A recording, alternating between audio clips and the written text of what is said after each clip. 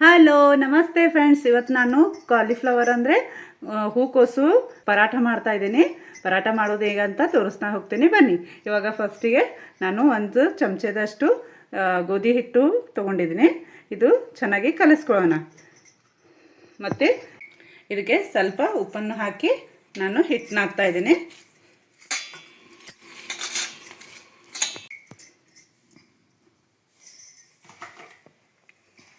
ಸ್ವಲ್ಪ ಎಣ್ಣೆ ಹಾಕೊಳ್ಳೋಣ.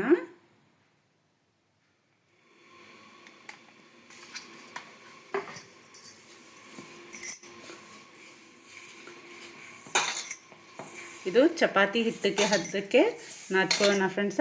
ಇದಕ್ಕೆ ಸ್ವಲ್ಪ ಮೈದಾಲ್ಲೇ ಮಾಡೋರು ಮೈದಾಲೇನು ಮಾಡ್ತಾರೆ. ನಾನು ಗೋಧಿ ಹಿಟ್ಟು ತೊಗೊಂಡಿದ್ದೀನಿ. ಮೈದಾ ಹಿಟ್ಟಲ್ಲೇ ಮಾಡಿದ್ರು ಚೆನ್ನಾಗಿ ಬರ್ತದೆ. ಎಣ್ಣೆಯನ್ನು ಹಾಕಿ ಮತ್ತೆ ಇದಕ್ಕೆ ಸವರ್ಕೊಂಡು ಒಂದು 10 ನಿಮಿಷ ನೆನೆಯಲಿಕ್ಕೆ ಬಿಡೋಣ. ಒಂದು 10 ನಿಮಿಷ ಮುಚ್ಚಿಡೋಣ. ಇವಾಗ ಇದು ಚೆನ್ನಾಗಿ ಹೆರ್ಚ್ಕೊಳ್ಳೋಣ.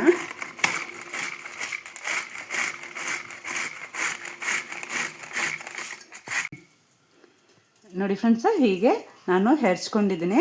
ಮತ್ತು ಇದಕ್ಕೆ ಮಸಾಲೆ ಎಲ್ಲ ರೆಡಿ ಮಾಡಿದ್ದೀನಿ. ಇದು ಗರಂ ಮಸಾಲ, ಖಾರದ ಪುಡಿ, ಅರಿಶಿನ, ಜೀರಿಗೆ, ಅಲ್ಲ ಬೆಳ್ಳುಳ್ಳಿ ಪೇಸ್ಟ್. ಇವಾಗ ಇದು ಚೆನ್ನಾಗಿ ಹುರ್ಕೊಳ್ಳೋಣ. ಸ್ವಲ್ಪ ಸ್ವಲ್ಪ ಎಣ್ಣೆ ಹಾಕಿ ಚೆನ್ನಾಗಿ ಹುರ್ಕೊಳ್ಳೋಣ. ನೋಡಿ ಎಷ್ಟು ಚೆನ್ನಾಗಿ ಹೆರ್ಚ್ಕೊಂಡಿದ್ದಂಥ ಇದು ಹೂಕೋಸು ಕಾಲಿಫ್ಲವರ್. ಇದಕ್ಕೆ ಸ್ವಲ್ಪ ಎಣ್ಣೆ ಹಾಕಿ ಹುರ್ಕೊಳ್ಳೋಣ.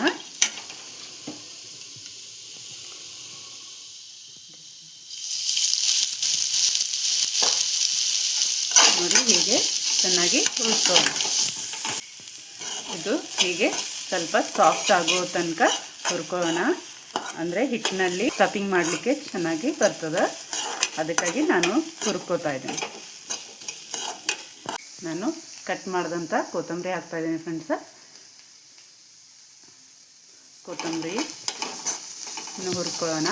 ಇವಾಗ ಒಂದೊಂದಾಗಿ ಮಸಾಲೆಯನ್ನು ಹಾಕ್ತಾ ಹೋಗೋಣ.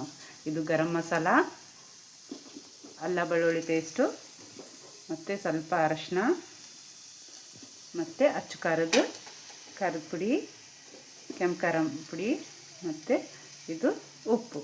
ರುಚಿಗಾಗುವಷ್ಟು ಉಪ್ಪು ಹಾಕೋಬೇಕು. ನೋಡಿ ಹೀಗೆ ಚೆನ್ನಾಗಿ ಹುರ್ಕೋತಾ ಹೋಗಬೇಕು. ಇದು ಬಹಳ ರುಚಿಕರವಾದ ಪರಾಠ ರೆಡಿ ಆಗ್ತದೆ.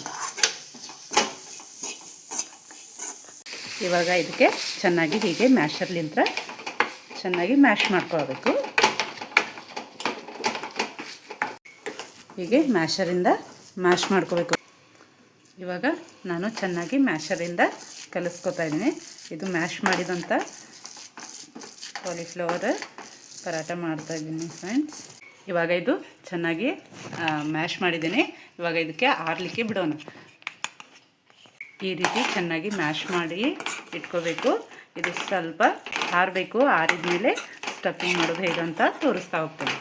ಇವಾಗ ಕಲಿಸಿದಂಥ ಹಿಟ್ಟು ನೆಂದಿದೆ ಫ್ರೆಂಡ್ಸ್. ನೋಡಿ ಹೀಗೆ ಎಷ್ಟು ಚೆನ್ನಾಗಿ ನೆಂದಂಥ ಹಿಟ್ಟು. ನಾನು ಇವಾಗ ಇದಕ್ಕೆ ಸ್ಟಫಿಂಗ್ ಮಾಡೋದು ತೋರಿಸ್ತಾ ಹೋಗ್ತೀನಿ. ಒಂದು ಬಟ್ಲಕ್ಕೆ ಸ್ವಲ್ಪ ಎಣ್ಣೆ ಇಟ್ಕೊಳ್ಳೋಣ. ನೋಡಿ ಹೀಗೆ ಸಣ್ಣ ಸಣ್ಣವಾಗಿ ನಾನು ಉಂಡೆಯನ್ನು ಮಾಡಿ ಇಟ್ಕೋತಾ ಇದ್ದೀನಿ. ನೋಡಿ ಹೀಗೆ ಚೆನ್ನಾಗಿ ಒಂದೊಂದಾಗಿ ನಾನು ಉಂಡೆಯನ್ನು ಮಾಡಿಟ್ಟಿದ್ದೀನಿ. ಇದಕ್ಕೆ ಹೇಗೆ ತುಂಬೋದು ಅಂತ ತೋರಿಸ್ತಾ ಹೋಗ್ತೀನಿ ಫ್ರೆಂಡ್ಸ್.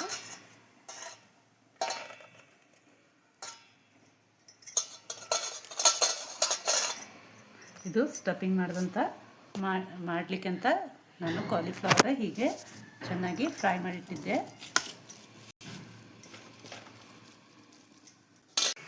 ಇವಾಗ ಇದಕ್ಕೆ ಸ್ಟಫಿಂಗ್ ಇದು ಮಸಾಲೆ ಎಲ್ಲ ನಾನು ಮಾಡಿದಂಥ ಗೋಬಿ ಇದು ಎಲ್ಲ ಹಾಕ್ಕೊತ ಹೋಗೋಣ.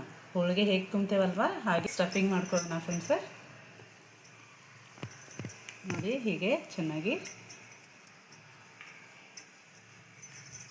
ನಾವು ತುಪ್ಪ ಹಚ್ಬೋದು, ಇಲ್ಲಾಂದರೆ ಎಣ್ಣೆನೂ ಹಚ್ಬೋದು. ಇವಾಗ ನಾನು ಎಣ್ಣೆ ಹಚ್ಚಿದ್ದೀನಿ.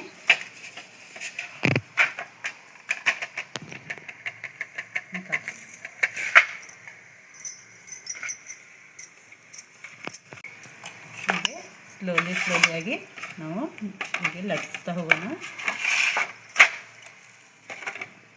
ಸ್ವಲ್ಪ ಎಣ್ಣೆಯನ್ನು ಸವರಿ ಇದು ಪರಾಠ ಹೀಗೆ ಹಾಕ್ತಾ ಹೋಗೋದು.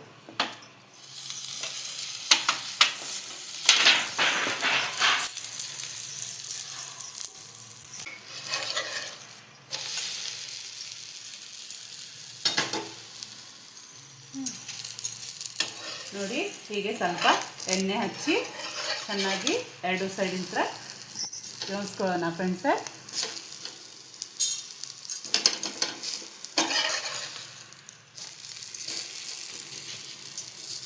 ಮಕ್ಕಳು ಚಪಾತಿ ಕಾಯಿಪಲ್ಯ ತಿನ್ನೋದಿಲ್ಲ ಅಂದರೆ ಪರಾಟ ಮಾಡಿಕೊಡಿ ಫ್ರೆಂಡ್ಸ್, ಅಂದರೆ ಮಕ್ಕಳು ತಿಂತಾರೆ.